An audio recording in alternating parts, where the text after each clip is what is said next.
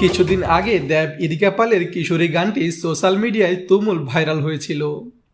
বর্তমানে সেই গানের ভিউজ 200 মিলিয়ন ক্রস করেছে। আর সেই রেকর্ড ব্রেক করতে আসছে রঘু ডাকাত সিনেমার নতুন গান ঝিলমিল লাগে রে।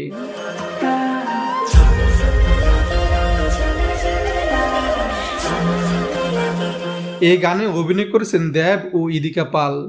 গানটি মুক্তি পাচ্ছে আগামী 6 তারিখে। গানটি লিখেছেন প্রসেন আর এর সিঙ্গার ঈশান ও সুচিমিতা। গানটির মিউজিক কম্পোজার এবং সিঙ্গারের নাম এখনই দর্শকদের মনে উত্তেজনা তৈরি করেছে। গানটি ইতিমধ্যেই সোশ্যাল মিডিয়ায় ভাইরাল ট্রেন্ডে উঠেছে।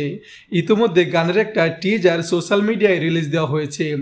সেখানে দেব আর ইদিকাকে দেখে পুরো বাহুবলী সিনেমার গানের কথা মনে পড়ে গেছে, কেননা জঙ্গল, পাহাড়, পানি সব মিশে আছে এই টিজারে।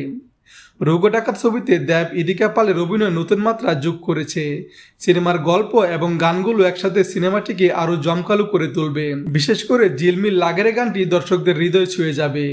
গানটির লিরিক্স এবং মিউজিক এমনভাবে তৈরি করা হয়েছে যা দর্শককে মুহূর্তে আনন্দে ভরিয়ে দেবে। রোমান্টিক ও চরম সিনেমাটিক ফ্লেভারে মেলানো এই গানটির প্রিমিয়ার হবে ইউটিউবে। বাংলা সিনেমার খবরাখবর পেতে আমাদের চ্যানেল সাবস্ক্রাইব করে বেল আইকনটিতে ক্লিক করে দিন। পাশে থাকার জন্য ধন্যবাদ।